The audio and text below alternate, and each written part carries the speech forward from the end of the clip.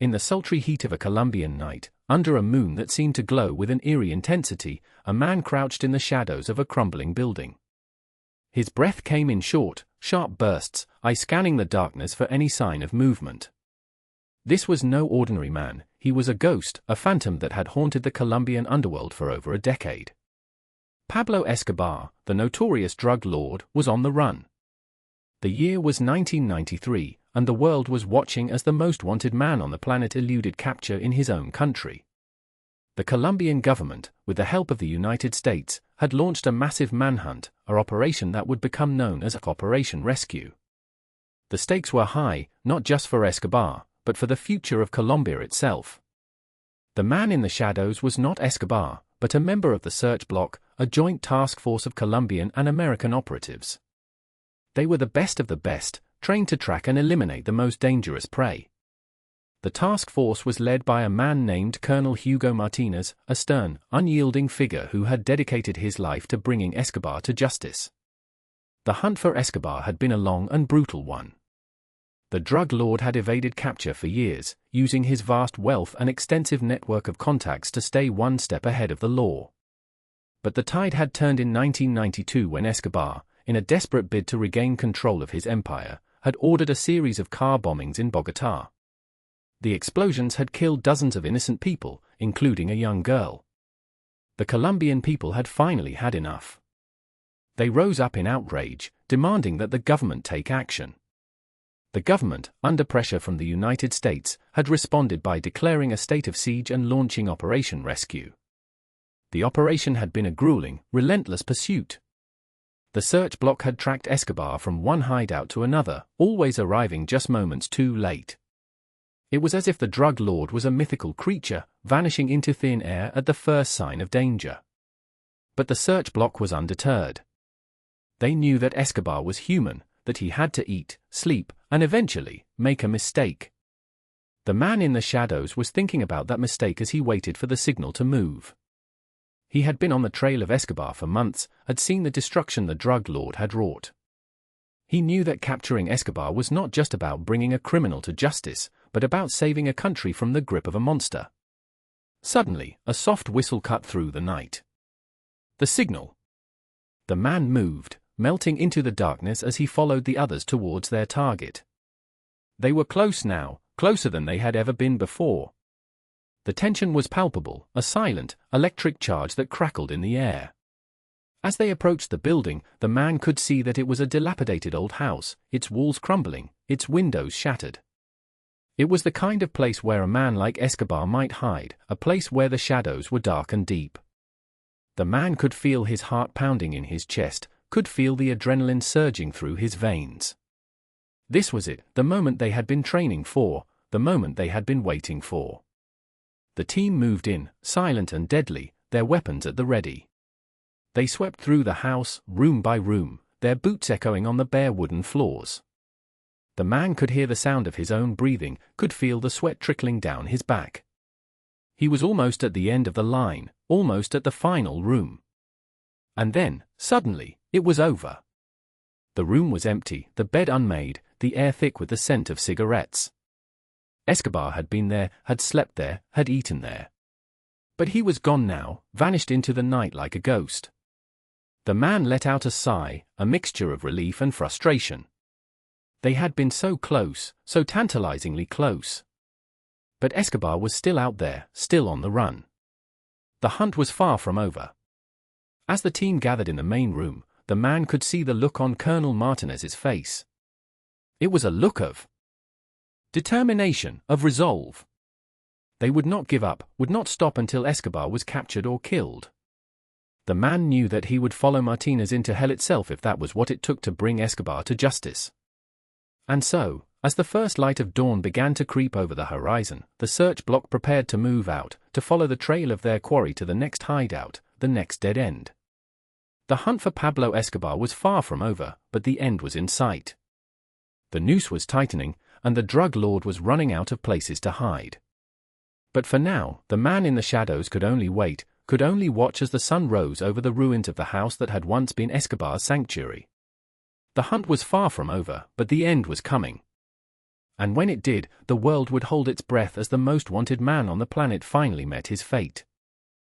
As the search block team left the abandoned house, the first light of dawn painted the sky with hues of orange and pink, a stark contrast to the grim task at hand. The man in the shadows, Sergeant Carlos, felt a renewed sense of purpose. They were close, he could feel it. Escobar was like a wounded animal, cornered and desperate, his movements becoming more erratic, his hiding places less secure. Colonel Martinez gathered the team, his voice low and steady. "Listen up. We've got him on the run, and he's making mistakes. We need to capitalize on that. We've got new intel, he's been spotted near a small town called Puerto Triunfo. We move out in 30 minutes. Carlos nodded, his mind racing. Puerto Triunfo was a small, poor town, the kind of place where a man like Escobar could blend in, could hide in plain sight. But it was also the kind of place where people talked, where rumors spread like wildfire. If Escobar was there, they would find him. The journey to Puerto Triunfo was a blur of dusty roads and tense silence. The team rode in the back of a truck, their weapons resting on their laps, their eyes scanning the horizon. Carlos could feel the tension, the anticipation. They were all thinking the same thing, this could be it. This could be the day they finally caught Pablo Escobar. As they entered the town, the atmosphere changed. The streets were narrow, the houses close together, the air thick with the scent of wood smoke and cooking food. People watched them warily, their eyes filled with fear and suspicion. This was Escobar's territory, his domain. The search block was invading his home. Martinez led them to a small house on the outskirts of town. It was modest, unassuming, but the team knew better than to underestimate it. This could be where Escobar was hiding, where he was planning his next move. They moved in, their hearts pounding, their senses on high alert. The house was empty, but there were signs that someone had been there recently. A half-eaten plate of food, a lit cigarette still smoldering in an ashtray, a bed rumpled from sleep. Escobar had been there, had slept there. But he was gone now, vanished into the labyrinthine streets of Puerto Triunfo. Carlos felt a surge of frustration. They were so close, he could feel it. But Escobar was like a ghost, slipping through their fingers at the last moment. He looked at Martinez, saw the same determination in his eyes. They wouldn't give up. They couldn't. They spent the day questioning locals, showing Escobar's picture, promising rewards for information. But the people of Puerto Triunfo were tight-lipped, their fear of Escobar palpable. They knew he was there, Carlos was sure of it. But they wouldn't talk. Not yet. As the sun began to set, casting long, ominous shadows over the town, Carlos felt a sudden sense of unease. They were being watched, he was sure of it. He looked around, his eye scanning the rooftops, the windows, the doorways. And then he saw it, a flash of movement, a figure retreating into the shadows. He grabbed Martinez's arm, pointed. "Did you see that?" he asked, his voice barely above a whisper. Martinez nodded, his eyes narrowing. "We're being followed," he said. "They're testing us, seeing what we know." Carlos felt a chill run down his spine. They were being played, like pawns in a deadly game. But they wouldn't be manipulated, wouldn't be used. They were the hunters, not the prey. As they made their way back to their makeshift base, Carlos couldn't shake the feeling of being watched. He looked up at the stars, felt the cool night air on his face. They were close, he could feel it. But Escobar was desperate, dangerous. He wouldn't go down without a fight. The next morning, they received a message. A local woman had information, would talk to them. She lived on the outskirts of town, in a small, run-down shack. The team moved out, their hearts pounding, their weapons ready. This could be it, the break they needed. The woman was old, her face lined with worry and fear. She led them to a small room at the back of the shack, her hands trembling as she spoke. "He's here," she whispered. "In the old factory. He's planning something, something big. You have to stop him." Carlos felt a surge of adrenaline.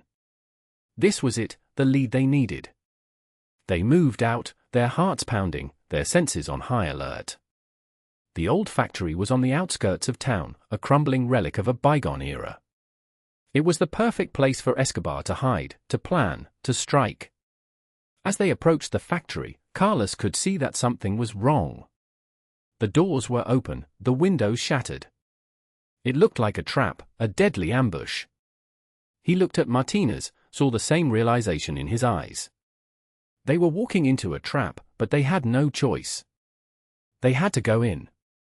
They moved in, their weapons at the ready, their hearts pounding in their chests. The factory was dark, the air thick with dust and the stench of decay. They swept through the rooms, their boots echoing on the bare concrete floors. And then, suddenly, they heard it. The sound of footsteps, the clatter of metal. They were surrounded. Carlos felt a surge of fear, but also a sense of determination. They had come this far, had hunted Escobar across Colombia. They wouldn't give up now, not when they were so close. They would fight, would die if they had to. But they would not let Escobar escape. The gunfight was a blur of noise and light, of smoke and the acrid smell of gunpowder. The search block team fought with all their might, their training kicking in, their bodies moving on instinct. But Escobar's men were everywhere, their bullets flying through the air like deadly bees. Carlos felt a searing pain in his arm, saw the blood pouring from the wound. He gritted his teeth, ignored the pain. He had to keep fighting, had to keep moving. He looked around, saw Martinez down, saw the other members of the team falling one by one. They were outnumbered, outgunned. They were going to die. And then, suddenly, it was over. The gunfire stopped, the smoke cleared. Carlos looked up, saw Escobar standing over him, a gun pointed at his head. He was smiling, a cruel, triumphant smile. He had won, had outsmarted them. Carlos closed his eyes, waited for the end. But it never came. Instead, he heard a shout, a cry of pain. He opened his eyes, saw Escobar crumpling to the ground, a knife sticking out of his back. Behind him stood the old woman, her face set in a look of grim determination. She had saved him, had saved them all. Carlos looked at Escobar, saw the life fading from his eyes. The most wanted man in the world was dying, was finally meeting his fate. But Carlos felt no joy, no triumph.